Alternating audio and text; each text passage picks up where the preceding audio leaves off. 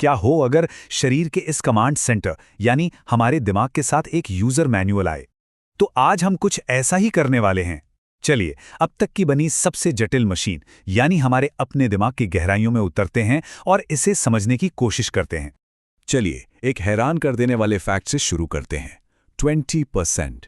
सुनने में अजीब लगे, लेकिन हमारा दिमाग, जो शरीर के वजन का बस एक छोटा सा हिस्सा है, शरीर की कुल ऑक्सीजन और एनर्जी का पूरा 20% इस्तेमाल कर लेता है। मतलब ये एक ऐसी छोटी सी फैक्ट्री है जो कभी बंद ही नहीं होती। तो आखिर ये दिमाग है क्या चीज? ये हमारे शरीर का सेंट्रल प्रोसेसर है। हर सोच, हर एहसास, हर हरकत, यहां तक कि वो चीजें भी जिनके बारे में हम सोचते तक नहीं, जैसे कि हमारी सांसें, सब यही कंट्रोल करता है। इसके बिना शरीर बस काम ही नहीं कर सकता। ठीक है, तो इस यूजर मैनुअल के पहले हिस्से में हम इसके हार्डवेयर को देखेंगे। दिमाग असल में 3 मुख्य हिस्सों में बटा हुआ है और हर एक का अपना एक खास काम है। तो सबसे पहले आता है सेरेब्रम। ये दिमाग का सबसे बड़ा हिस्सा है, लगभग 80%। यहीं पर सारा भारी भरकम काम होता है, सोचना, याद रखना, सीखना और यहां तक कि चलने या लिखने जैसे फैसले लेना। ये हमारा पर्सनल सुपर कंप्यूटर है। ये जो सेरेब्रम है, ये 2 हिस्सों में बटा है, जिन्हें गोलार्ध कहते हैं। लेफ्ट वाला हिस्सा लॉजिक, मैथ्स और भाषा जैसे काम संभालता है, जबकि राइट वाला हिस्सा क्रिएटिविटी और आर्ट का सेंटर है, और दोनों मिलकर ही हमें एक पूरा एक्सपीरियंस देते हैं।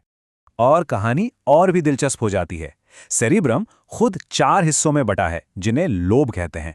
जब भी कोई मुश्किल फैसला लेना होता है तो फ्रंटल लोब काम कर रहा होता है। जब कुछ महसूस होता है तो वो पैराइटल लोब है। सुनने की क्षमता टेम्पोरल लोब से आती है और जो कुछ भी हम देखते हैं वो ऑसिपिटल लोब की वजह से देख पाते। चलिए अब हार्डवेयर टूर में दूसरे हिस्से पर चलते हैं, सेरिबेलम। इसे बैलेंस सेंटर की तरह समझ सकते हैं। इसी की वजह से हम बिना लड़खड़ाए चल पाते हैं। ये हमारी सभी हरकतों को स्मूथ और कोऑर्डिनेटेड रखता है। और आखिर में आता है ब्रेन स्टेम, जो शायद सबसे जरूरी हिस्सा है। ये लाइफ कंट्रोलर है। ये उन सभी ऑटोमेटिक कामों को संभालता है जो हमें जिंदा रखते हैं, जैसे सांस लेना, दिल का धड़कना और ब्लड प्रेशर। ये चुपचाप बैकग्राउंड में अपना काम करता रहता है। ठीक है, तो हार्डवेयर की बात तो हो गई। अब देखते हैं कि ये सब मिलकर काम कैसे करते हैं। अब हम दिमाग के ऑपरेटिंग सिस्टम पर नजर डालेंगे, यानी इसके अंदर मैसेज भेजे और रिसीव कैसे किए जाते हैं। 86 अरब हमारे दिमाग में लगभग इतने न्यूरॉन्स होते हैं। जानते हैं ये कितना है?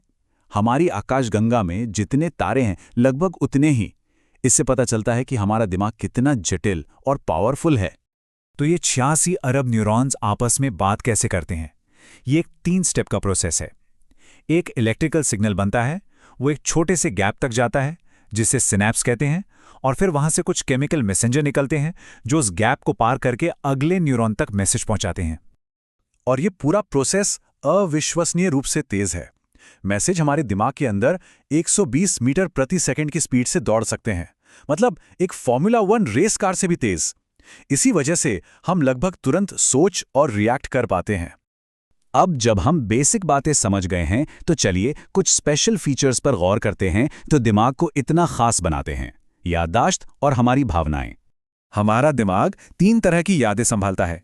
पहली है शॉर्ट टर्म मेमोरी, जैसे कि सुबह नाश्ते में क्या खाया था। दूसरी है लॉन्ग टर्म मेमोरी, जैसे पहली बार साइकिल चलाना। और तीसरी है प्रोसीजरल मेमोरी, जो हमें बिना सोचे समझे टाइप करने या बाइक चलाने में मदद करती है। और हमारी भावनाओं का क्या?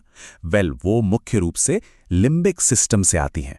इसी वजह से जब हम डरते हैं तो दिल तेजी से धड़कने लगता है, या जब भूख लगती है तो पेट में गुड़गुड़ होती है। ये सब दिमाग का ही खेल है।